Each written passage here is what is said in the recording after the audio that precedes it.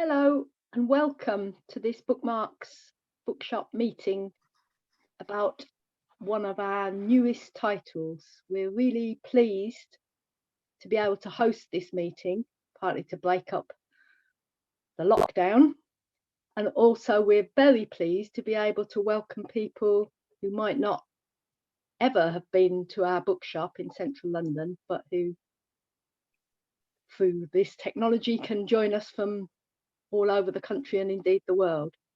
The meeting is about one of our newest books, The Rebel's Guide to Alexandra Kollontai, and it's really good from our point of view to have two speakers who can really illuminate the role of this revolutionary most people know nothing about.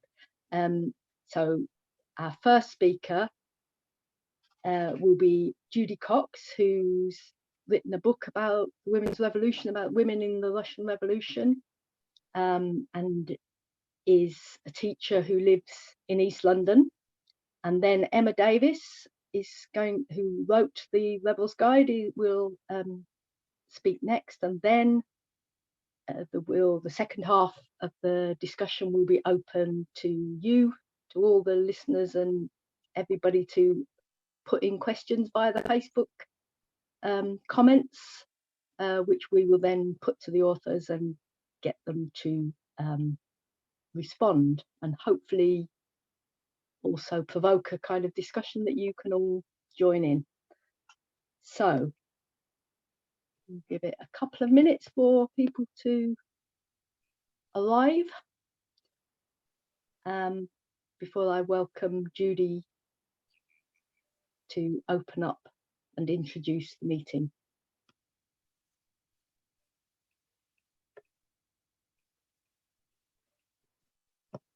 Are we ready to go? Judy.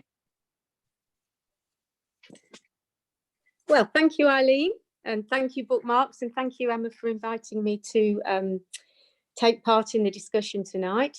I was thinking about this and thinking that we never really need an excuse to talk about women in the Russian Revolution.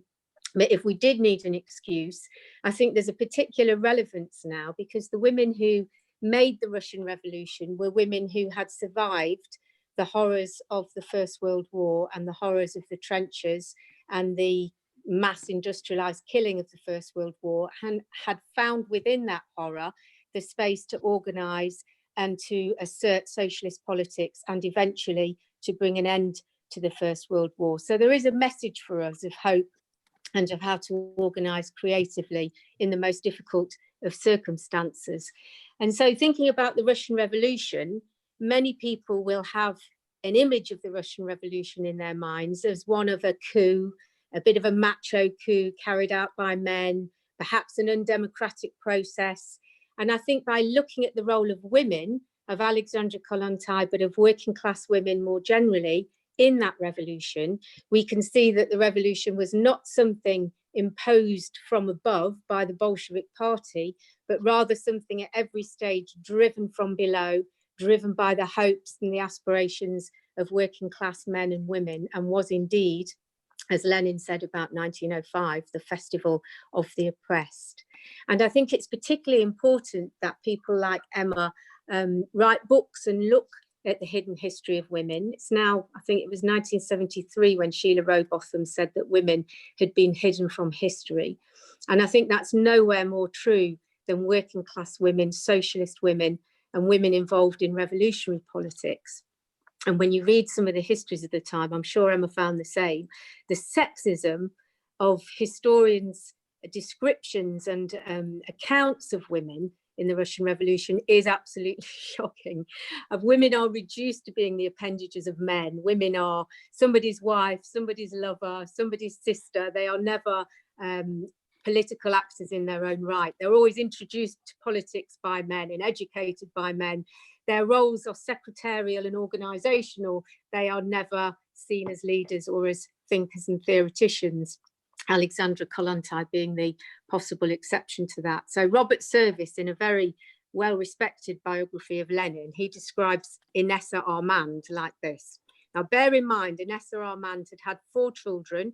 She'd run away from her husband with a radical student, become a revolutionary, was active in the underground, was imprisoned, exiled, and escaped to Europe, all before she even met Lenin. So she was very much more than Lenin's mistress.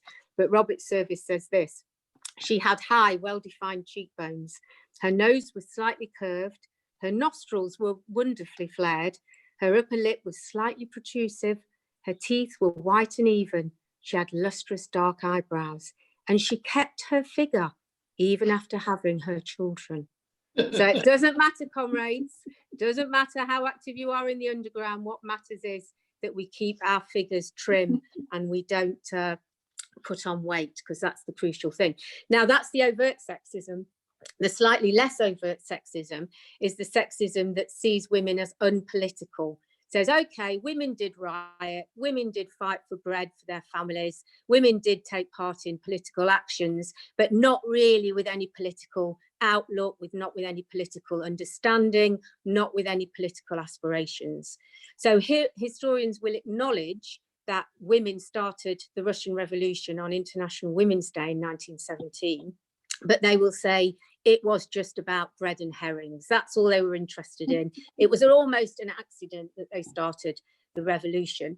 When you read about it, you find that the women of the Bolshevik Party district of Vyborg had been leafleting since 1915, have been putting out leaflets saying the capitalists are to blame, who profits from the war, they do, our husbands die, they stay at home getting fat and rich, etc. So they'd been active all the way through.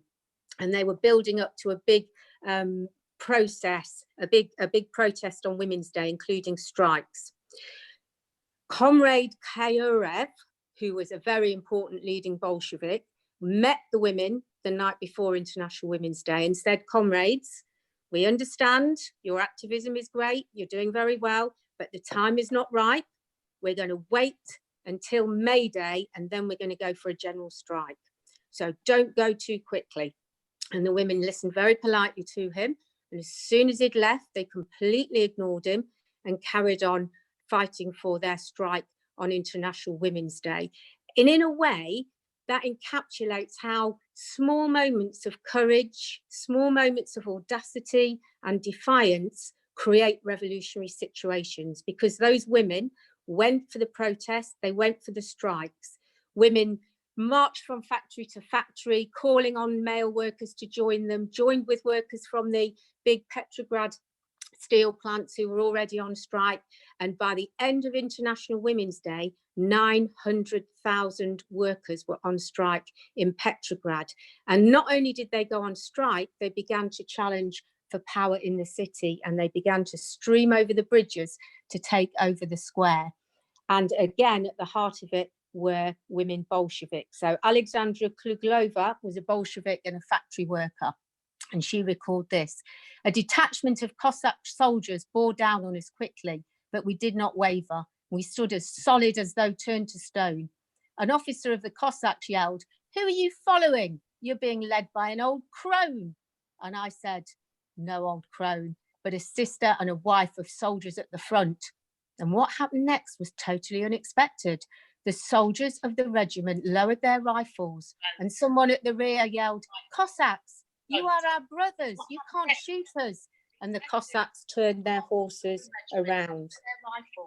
And someone at the rear yelled, "Cossacks, you are our brothers, you can't shoot us." Sorry, is there a bit of feedback? I'm hearing myself talking. So in a sense, the story of the Russian Revolution is a story of how working class women came to radical ideas, began to look to the Bolshevik Party, and how the Bolshevik Party had to throw off some of their old conservative ideas about women and reach out to working class women through women's paper like the Rabotnitsa and through activism. So working class women became radicalized. For example, 4,000 laundresses, this is after the February Revolution, went on strike in Petrograd. A couple of Bolshevik Party members who were laundresses reached out to Alexandra Kollontai, who publicised their cause and appealed for publicity through their paper Pravda. The soldiers' wives campaigning for decent pensions and decent allowances increasingly became radicalized and began to look to the Bolshevik Party. Alexandra Kollontai led the campaign for women to get the vote inside of Russia. So after 1917, you see a process of radicalization because the war isn't ended, because working class people are still suffering and still struggling, and the Bolshevik Party managed to reach out to those women. The women in the Bolshevik Party who led that were women with a fantastic history of struggle. These were women who'd been in the underground movement, who'd fought the Tsar, who'd been exiled, who'd risked their lives, their families, to fight for a socialist future. In 1905, for example, Feodosia Drabkina smuggled weapons into Moscow to help the insurrection there. She took her 4-year-old daughter with her as a kind of cover. And her daughter remembered being on train stations and not understanding why her mum set out in the morning looking huge. And then as they dropped the weapons off at various places, her mum shrank back down to her normal size because she was hiding the rifles under her skirt. So women finding all kinds of creative and audacious ways to support the socialist revolution. Women were the engine that drove that revolution forward. And Alexandra Kollontai, as Emma will no doubt say, was one of its leading figures, but not the only figure. Perhaps the only name we remember, but Elena Stasova, Natasha Samilova, Eugenia Bosch. There was a whole generation of fantastic Bolshevik women. Just finally, one story about Eugenia Bosch. She was a great orator in Ukraine, and they were having troubles with white armies there. This is after the Bolsheviks had taken power in October 1917. So they sent Eugenia Bosch to talk to a squadron of soldiers.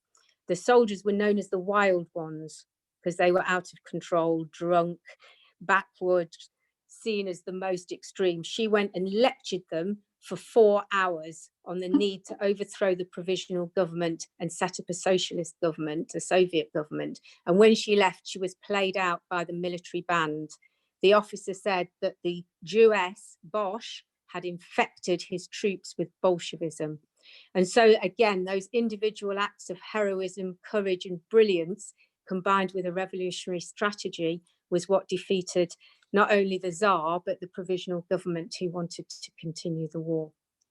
2 more things. After the revolution, one of the legislation that was passed by the Soviet government to bring women equal rights, they had the right to vote, but the right to work, the right to have abortions, the right to have equal pay, the right to have custody over children. All these things were things that were legislated immediately by the Bolshevik government. But they understood equality was not enough. And for women to achieve real liberation, they had to create collective alternatives to the family, collective alternatives to the domestic drudgery, which was even worse then than it is now, because they didn't even have the washing machines and so on that we do.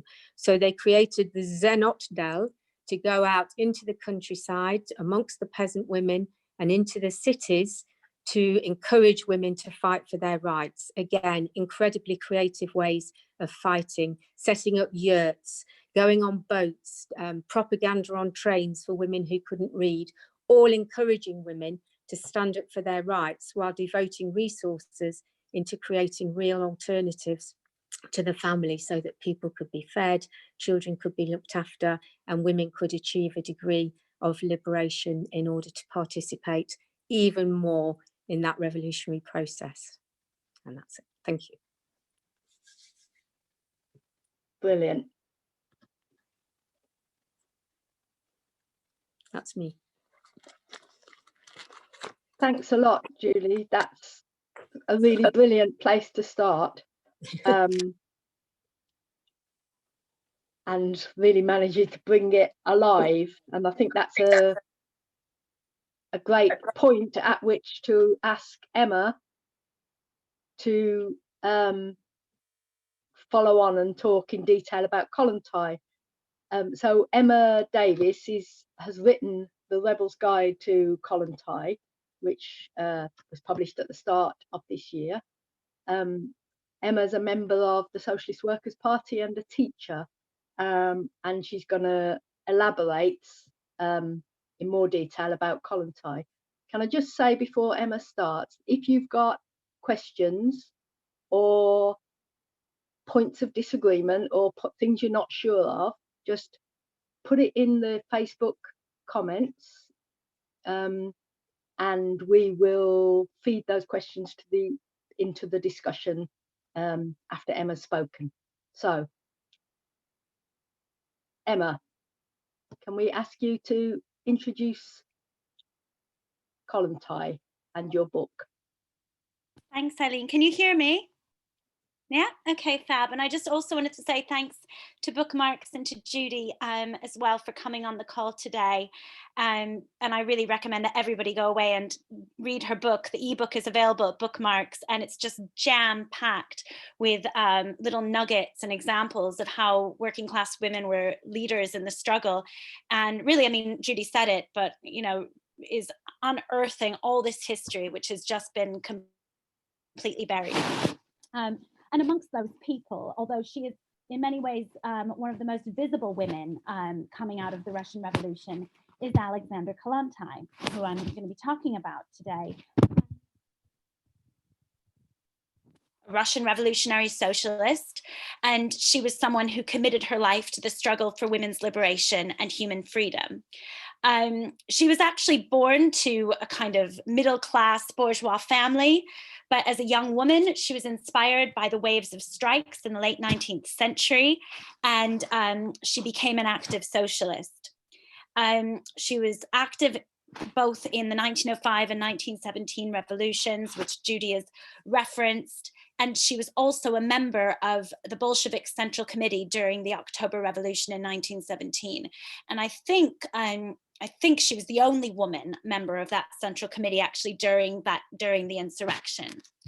Now, Kollontai wrote a lot about women and sexual relations, and she's actually famously misquoted for saying that sex should be like drinking a glass of water. So at this point, I normally have a little experiment.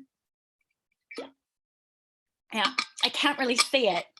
But what she really said was the sexual act must be seen as something which is not shameful or sinful, but something which is as natural as other needs of a healthy organism, such as hunger or thirst. And yet she was criticized both from the right and for the left for her ideas, which were considered either to be promoting promiscuity or far too radical for her times. But you know, in reality, Kollontai was desperate to fight for a world which would liberate women and relationships from the confines of marriage, the family, and the sexist institutions of capitalism. She was a committed revolutionary socialist. She was an opponent of war, a fighter for revolution, and she also wrote significantly on women and relationships, and much of this speaks directly actually to what people might be experiencing around the COVID-19 crisis. You know, at the moment we face a huge fight, health, economic and political crisis, which the COVID crisis has ignited, has shown how at every level capitalism has failed. The world's leaders are putting profit before people's lives, and globally the poorest and most vulnerable are bearing the brunt of this. And some of the descriptions of the despairing conditions which people experienced in the run-up to the First World War and after, which Judy really goes into in her book, can almost be visible at the moment. And also with more and more people being pushed into the home, Kollontai's writings on women's role in the family and relationships also have a particular relevance, which I'm going to explore. However, I also think it's worth remembering in this difficult time that it wasn't that long ago that we were seeing a big resurgence of struggle around the climate movement, around the student strikes. Also, we're seeing around COVID examples of workers' communities coming together, people getting active in their trade unions. There's been unofficial walkouts at some post offices in this country. There's been doctors' strikes in Zimbabwe. And in my union, the National Education Union, there's been a surge of involvement in the union, with over 50,000 signing the petition against unsafe return to work to school. And so it's really in this context that, while active in writing 100 years ago, Kollontai's life and ideas really do speak to us today. So before just diving into Kollontai's writings on women and the family, I'm just going to give a brief context of where she was coming from. Her focus around women's issues was actually sparked by the leading role which she saw working class women play in the 1905 revolution. Now, at the time in Russia, women had virtually no rights under the Tsar. Domestic violence was rampant and encouraged in peasant homes, and sexual harassment was practiced on the shop floor in workplaces. So the role of women in 1905 cannot be understated. And Kollontai wrote that in 1905, there was no corner in which the voice of a woman speaking about herself and demanding new rights was not heard. But the struggle of working class women also ignited the first ever women movement by bourgeois feminists in Russia. And it was inspiring middle class women to campaign for their right to vote in the new Duma, or kind of sham government that was set up by the Tsar. And Kollontai felt that socialists really should be involved in this movement, campaigning for the right to vote and so on, but this should be extended to what she called universal suffrage, or for all people, both working class men and working class women to have the vote as well. And she also felt that the women's movement as a whole failed to address the needs of working class women, and that working class women had more in common with their male co-workers than their women bosses. And so they should be very cautious about forming alliances with them. And so she organized working class women to attend the feminists' conferences. And they developed this method of heckling the rich women about their poor conditions. And this led Kollontai and her comrades to ultimately being kicked out of the movement. And from here, she was really involved in a heated debate about where the origins of women's oppression lay and how it could be solved. And she argued that contrary to what the feminists were arguing, men were not responsible for women's oppression. And she outlined her ideas in her book, The Social Basis of the Women's Question, where she drew on Engels and Marx's understanding that the origins of women's oppression was not in women's biology, but in the rise of class societies, when private property and hierarchical family structures first appeared thousands of years ago. And I don't have time to expand on this, but it's a whole another meeting on itself. And Kollontai went on to describe how under capitalism, women's oppression was a product of how society was organized. So for example, working class women experienced what she called a double burden, both exploited at work and also responsible for the majority of the housework and childcare in the family. And women's work in the home was a huge boost to capitalism. And the idea that was promoted was that this was women's biological role, that women were naturally inferior, and this was all promoted by the ruling class and used as an ideological weapon to create rifts between working class people to make organizing resistance even harder. And for Kollontai, middle class women simply did not have these same conditions in the home as working class women, as they could employ domestic servants and pay for a divorce. And I'm just going to stop here and kind of talk about where we can really see this being played out within the COVID crisis. At the moment, the advice that's being given is stay at home and save lives. But we know that this means different things for different people. For the rich, the lockdown could mean staying in a large house, people delivering food, and so on. But for millions of working class people, it means living in squashed accommodation, sometimes with multiple families and generations in one flat house. And this really shows how much capitalism relies on working class people, and mainly women, looking after each other, educating their children now from home, cooking, cleaning, and so on. And still, we know that this isn't just particular to COVID-19, is it? Because even before the crisis, looking back to January, still the bulk of housework and care work was still being done for free, often by women, which is a huge boost to capitalism. It's worth £1 trillion for the UK state every year. That's what domestic work is worth. And so for Kollontai, women weren't only a necessity to capitalism in the home, but they were also a necessity in the workplace.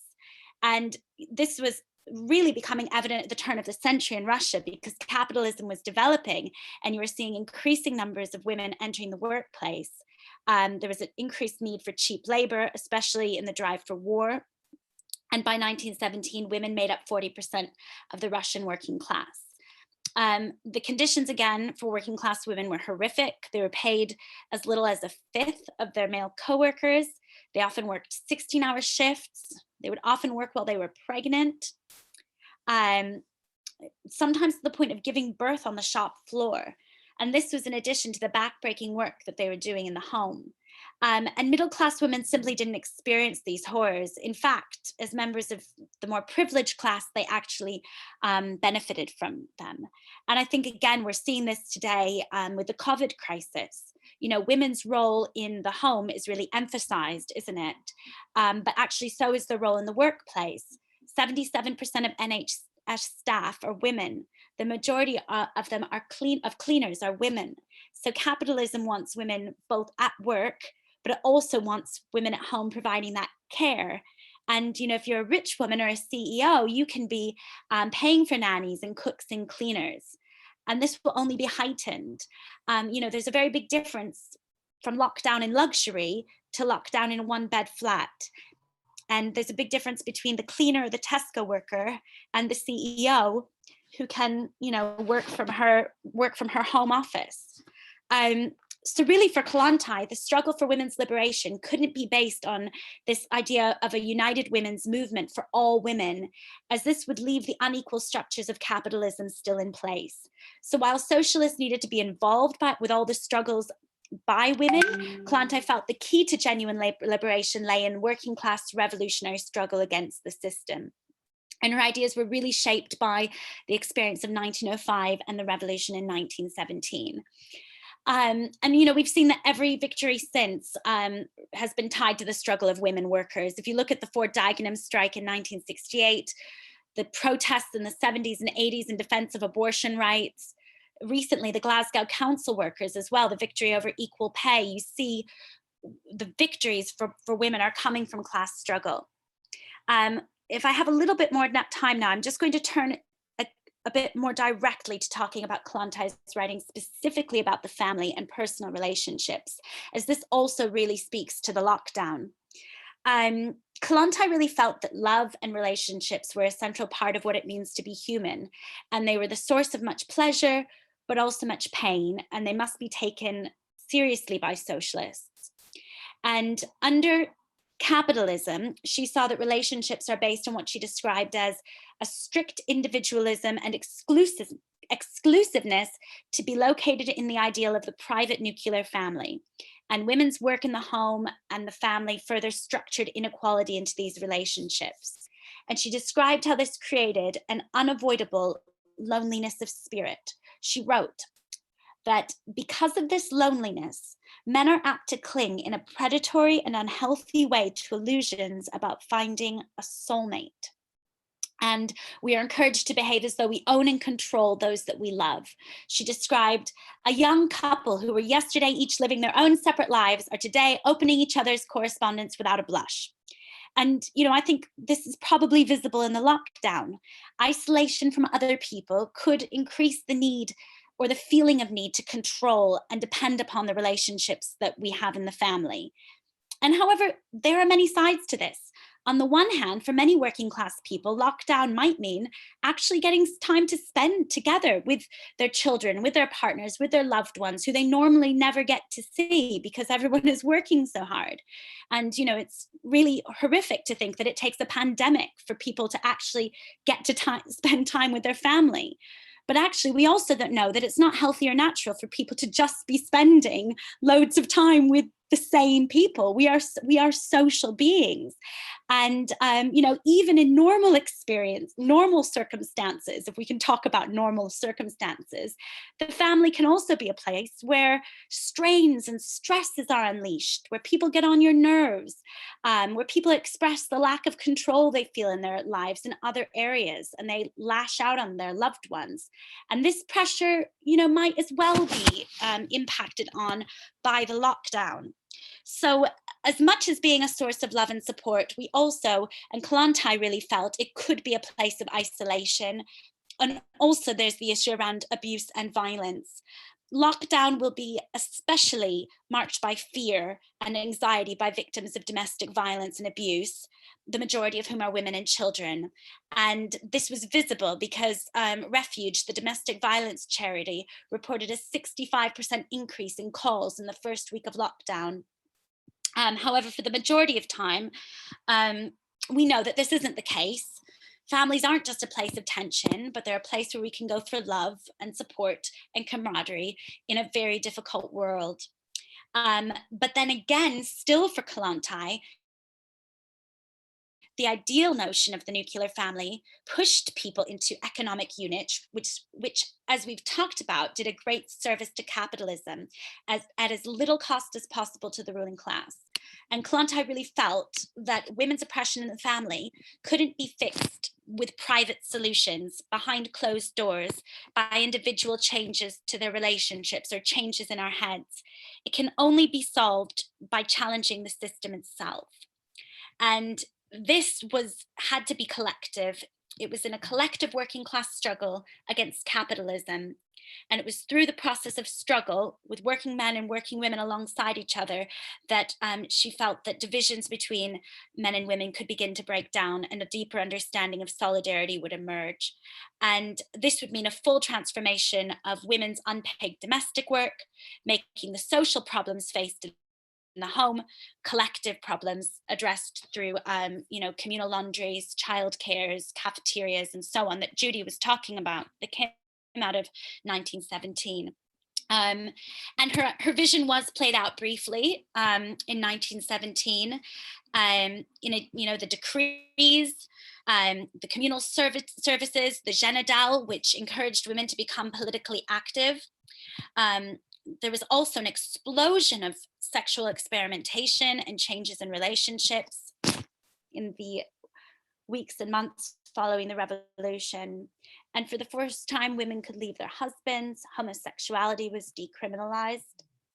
And, really every revolutionary movement and great working class struggle has seen women at the heart and has seen a change in relationships. If you look at the 84-85 miners' strike, for example, and the involvement of working class women in helping to reinforce the picket lines and organize mass solidarity, or the change of ideas around LGBTQ people through the organization of solidarity is displayed in the film Pride.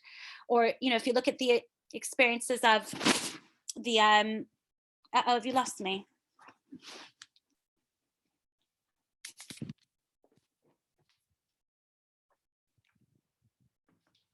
Did you lose me? Did you lose me? All right, I'm back. Sorry about that. I'm just finishing up. The experiences of the 2011 Egyptian revolution and other recent revolutions that swept the globe from Chile to Sudan. You saw working class women playing a leading role.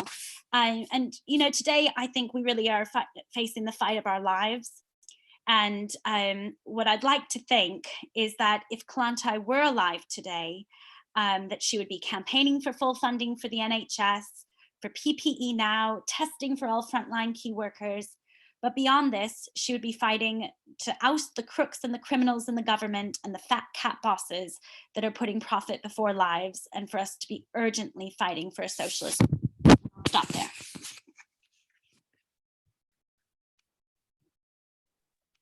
Great. Thanks a lot, Emma, despite the difficulties. That's sorry about really, that. Really brilliant live introduction. And questions are beginning to flow in. Can I just say to everybody, there's around 60 people on the Facebook Live meeting. And I absolutely predict that by the end of this meeting, people will be pouring in questions. So if you've got a half-hatched question, put it in now, because by the end there won't be time. But I'd like to get the discussion going with there's 3 questions that have come in, which I'm going to read them all out, and then perhaps Judy and Emma can decide between you who's going to answer what and whether you all want to join in. So the first one from Michael is how could the Bolsheviks come to decriminalise homosexuality in an underdeveloped country a full 50 years before Britain? The next two questions, I haven't got the names of who they came from, so sorry about that. That's our problem, but hopefully the questions don't get lost in that. So the next question is, how did women organise outside the home in Russia? Was their lockdown as hard as ours, I suspect? And the third question, how did the Bolshevik Party take up the vision of a more equal woman? The vision that Emma's described. How was that turned into policy, I guess? Okay, so over to you, Judy and Emma. Oh, well, which one do you want to go for, Judy? Shall I do Bolshevik Party, how they took up the liberated woman? Sure, and I'll do 1 and 2 then. Is that all right? Perfect. Okay. So, shall I go first, and you can have a little breather?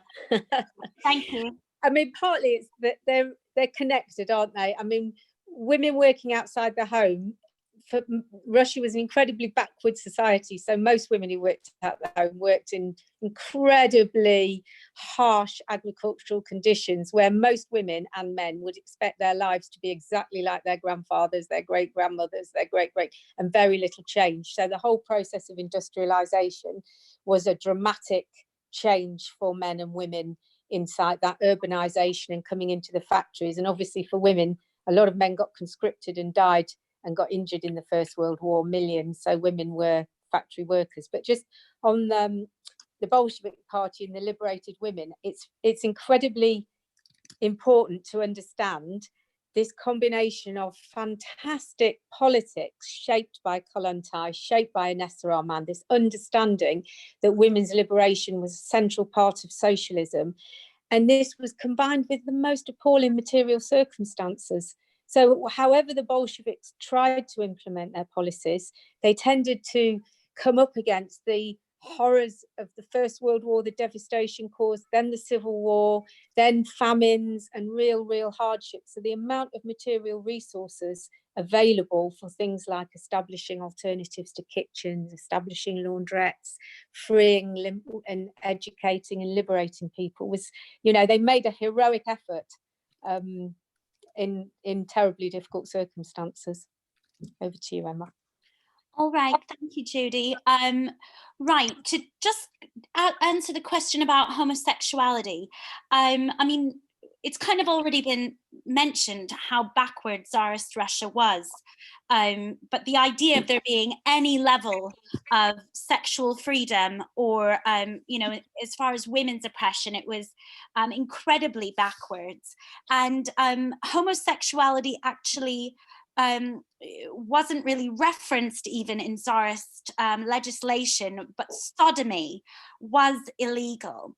And so what you had with the 1917 revolution and the first setting up of the workers' government and the workers' councils in the Soviets was that along with a huge number of decrees kind of offering women liberation as far as a relaxation of marriage laws and so on, what you had was that the illegality of sodomy was not taken forward by the new government, and hardly any of the Tsarist laws were, I don't think any of them were. So it's not so much that it was that they necessarily consciously overturned that legislature. It's more that it didn't come into the new government. And why was that? I mean, this was a bottom-up working class revolution, as Judy talked about, and it was organized by the masses.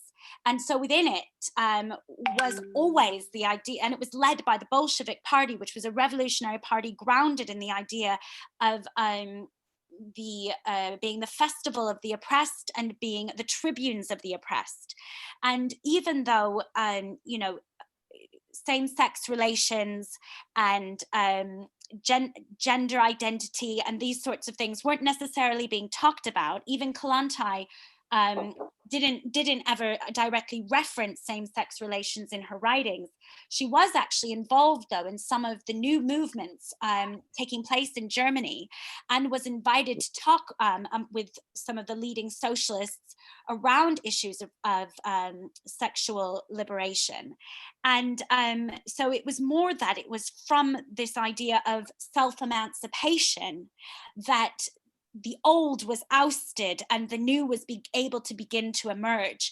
And then what you saw was that what was already there, in that working class people had had a whole range of relationships, and that there had been transgender people before the revolution, and people were able to come out for the first time. And so, you know, there's descriptions of trans women being able to walk down the streets for the first time, of same-sex marriages, of whole groups of the Russian army that were made up of women wearing men's dress. And so it was the fact that this was a bottom-up, workers-led revolution that wasn't being imposed from above, that allowed for this immense freedom to take place so far in advance of any Western countries. So I hope that takes a step towards addressing that question. And then, how did women organize outside of the home? You know, I think it was incredibly difficult. And women were some of the lowest educated, had the lowest literacy rate, and it was a struggle, I think, for the Bolsheviks to attempt to organize working class women, and there was resistance met. However, at the same time, when moved into struggle, women were some of the absolute most radical and the biggest leaders. And, you know, you saw that at the end of the 19th century, when there was a huge wave of strikes in the textile industry. You see this again in 1905, and then you see it again in the run-up to 1917. And so the organizational work that was put in paid dividends, because women, as being some of the most oppressed, then also ended up being some of the fiercest fighters. And I think that often is the case, that it's the people that have you know, the most to gain, in a way, that are the people who are prepared to go the furthest. And that's what you saw, and a huge transformation took place, but also an immense amount of work around trying to organize. Great, thanks a lot, Emma. So now questions are starting to flow. I've got at least, how much time have we got? I've got another 3 questions, and then I've got a 4th, which I'd really like to fit in. So I'll read the 3, if that's okay. And if we can get through them, then we do the 4th as well. So, did Kollontai see family relations as largely influenced by material circumstances? And if so, how did relations tend to alter during the period of the revolution? That's 1. What influenced Kollontai's move from Menshevik to Bolshevik, and what happened after the Russian Revolution? That's another. And a 3rd, which you've touched on, but the question is, Kollontai, in The Social Basis of the Women's Question, argued there was no basis for a homogeneous women's movement. Is this still true? Okay, so no sweat there. Big questions. Can I do the women's movement one, Emma? Because I think that Please. 1 and 2 are more about Kollontai. Would that be okay? That'd be brilliant. Go for it. The homogeneous women's movement, of course, there are issues that affect all women. But I think today, even more than in Kollontai's time, it is obvious that there are women whose interests are diametrically opposed, in the sense of, if you look at Sheryl Sandberg and those feminists, the corporate feminists, if you like, who argue for leaning in as a way of elbowing men out of the way to the boardroom and so on. Their position of power and influence and authority, of course, depends on their exploitation, not only of the workers in the workplaces they run, but no doubt of nannies, of au pairs, of working class women who drive their children back and forward to school, cook their meals and educate them and so on. And so there is this, I know it's been coined by Titi Bhattacharya and people, this feminism of the 99% against the feminism of the 1%, that the vast majority of the world's women now do work outside the home, at least for some of their lives, and in factories and in large workplaces and as teachers and as nurses, and therefore have a collective interest, which is opposed to those of the women who exploit them. My only sort of question around that sort of formulation is that I don't call myself a socialist feminist. I call myself a socialist because I think socialists stand for women's liberation and campaign for women's liberation, and women's liberation is at the heart of socialism. So I don't feel the need to tack on the kind of, I'm a socialist, but I'm a feminist as well, because being a socialist is standing up for women's rights and fighting for women's liberation. Over to you. Right, on the question of family relations, absolutely. You know, Kollontai was a Marxist and a materialist who really saw that, you know, our material circumstances in all walks of life shape our experiences and our ideas, and you know, how we're able to organize ourselves, and class also played a really big role in that. And I think that, you know, class within the family absolutely played a very big role. You know, women's experience, working class women's experience in the family because of their class position was very different from middle class women's experience in the family. As I kind of talked about, middle class women could afford, and still can today, can afford domestic workers, can afford nannies, can afford, you know, people to come and help cook their meals and whatever. And, you know, the working class family is, you know, often having stress around bills, around money. Austerity has really accelerated this. And that was where, you know, yes, some of these tensions could come out. And, you know, how did this alter during the revolution? And I think, you know, it's really important to say that none of this was overnight. The changes that took place, and all of them were under extremely difficult circumstances that were facing, you know, an immediate huge economic crisis, 14 invading armies, and there was a civil war, which was now taking place with a counter-revolutionary movement, and they were having to organize to defend the revolution. So all of these changes were taking place against this extremely volatile background. And that's what makes it kind of all the more incredible that limited changes were able to take place. You did have examples of women who were in, you know, relationships where they in the past would not have been able to get a divorce, where women were able to leave their partners for the first time. You saw the marriage laws were relaxed. So anyone over I think any consenting woman or man over the age of 16 could get married. And I think Kollontai was actually the first person to kind of go and use these new laws with one of her lovers. And you know, there was examples as well of women being able to access abortion as well, which was kind of input due to in 1920 around, it was really about preserving the health and the welfare of women, more so than very advanced ideas around reproduction rights. But still, this is far in advance of any other kind of Western democracy, Western democratic country, that they were achieving this in Russia. So, you know, I don't want to overstate it. I think it's quite key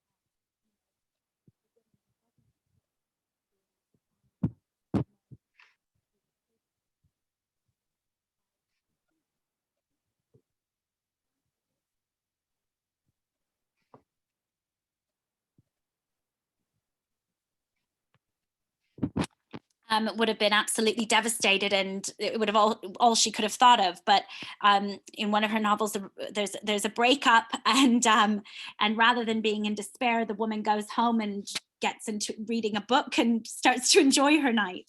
And I really recommend insight into what life was like for women in the revolution. But again, this was all against that backdrop. And as much as women being able to leave their partners was seen as something that was an advance, it could also be a situation where more and more, especially as we start to see the revolution starting to retreat, where women are being left with kids, and there was where prostitution all but disappeared in the days and weeks following 1917. From 1921-22, you start to see the reemergence of prostitution as well. And this leads me, I'll briefly go into the second question is, I think the failure of the revolution to spread to neighboring countries, especially Germany, led to an isolation, and you see the rise of Stalinism and that bureaucratic state. And Kollontai actually really rallied against the kind of turn towards some of the economic incentives that were put in around the new economic policy to help to inspire a bit of economic growth amongst peasants. She was very much against this, and she even formed a faction in the party for it. She was disciplined, and then she was sent as an ambassador. I think it was Sweden and Norway, where she lived for a while, in Mexico. Ultimately for the Stalinist government. And I think in the end she almost ended up going in the other direction, where she didn't end up joining Trotsky and his fight against Stalinism. And you can't really get into speculating why someone would do that, because it was her own choice and it was a matter of life or death for her. And I'm sorry I didn't answer the question about Mensheviks. She moved in between the Mensheviks and the Bolsheviks throughout her life. In 1905, she left the Bolsheviks and joined the Mensheviks because of their position on having a Duma, and she felt that that was sort of a limited government that was being put up, and the socialists thought that they should really be involved in that. And Kollontai agreed with them, and actually Lenin ended up agreeing with that position only a little while later. But then she ultimately left the Mensheviks in 1915 over the war. Her opposition to the First World War meant that the Bolsheviks then was really the only party for her. Great, thanks, Emma. We need to apologise that we were losing a bit of sound. Oh, sorry. From time to time, but I think we all got the gist of what you were saying. Now, the final question from Rhonda, I think you've answered at least the first half of it. I'm going to read it out, and if you and Judy maybe can decide what anyway. The question is, could you say something about Kollontai's later life, how the great successes for women were overturned by Stalin, and her diplomatic role in exile? I think some of that you've covered. She then goes on to ask, how could women have held on to these breakthroughs, and was it all lost in the later 1920s and 30s? So maybe if we could take the second half of that as the bit we have, and maybe 1 minute each or 2 minutes before we wrap up. Shall I go first, Emma, so you can get your breath? Is that okay? So Stalin represented a massive counter-revolution, and in my book I talk about a lot of the women who were active around Lenin, who were all murdered, and the husbands who were activists who confessed to try and save their wives and families ended up being shot, their wives being shot, their sons and daughters being shot. It was an absolute bloody and ruthless counter-revolution, and the old Bolsheviks who were not shot were mainly bullied and intimidated into silence. So Krupskaya, Lenin told her that if she didn't erase Trotsky from her memoir, he would find another widow for Lenin. So, they were threatened, they were bullied, they were intimidated, and they were threatened into silence. But I think the other side of what's important here, how things could have hung on. There were women just like Alexandra Kollontai in Germany, as we know, Rosa Luxemburg, Clara Zetkin, and many others. There were women like that in Hungary, in the Soviet of Hungary. There were women like that in Britain in the upsurges of 1919. There were women in every great socialist movement. How could it have been different?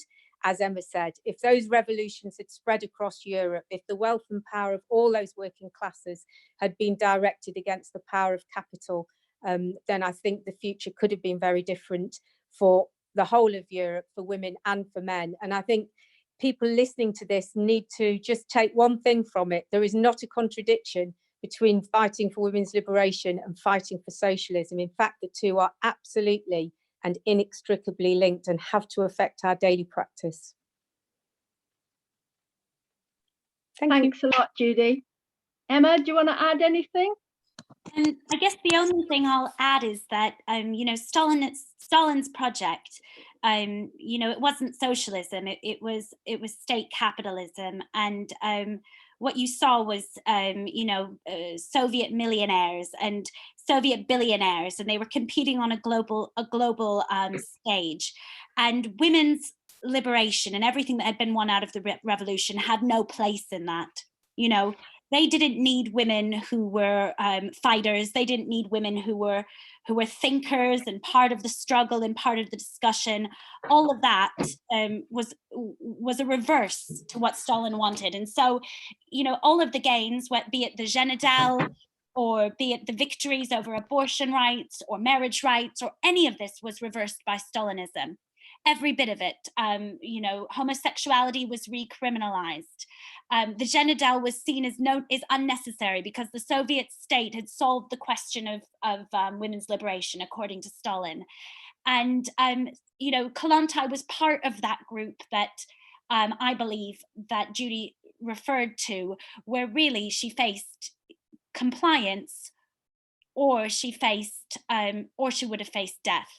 And I think that's really what we see. And so when you read Kollontai, really after 1926, you have to read her understanding what she was really up against. You know, women were given medals for the numbers of children that they had under Stalin. And so other than that, beyond that, what I would say is that understanding allows us to reclaim the real history of the Russian Revolution. And that really is about, you know, liberation and the emancipation of the working class, and about a vision of what, you know, of what genuine liberation can really look like. Brilliant. Thanks, Emma, and thanks, Judy, for a really inspiring start to a weekend. I just want to add that the book Rebel's Guide to Kollontai that Emma wrote is available from Bookmarks. It costs £4 plus a bit of postage. And Judy's book, The Women's Revolution, 1699, is also available from Bookmarks. We're not open, the shop isn't open, but the mail order is. So if you go to www.bookmarksbookshop.co.uk, you can see what's on offer. But I'd really like to thank Judy and Emma and all of you for taking part and for good, lively, inspiring questions that probed the life of this amazing woman. Thank you, and see you at the next one. Thank you. Bye. Bye. Bye. Thanks all. Thank you, Judy. Thank you, Eileen. Bye. Thank You're you. welcome. Thank you all. That was great.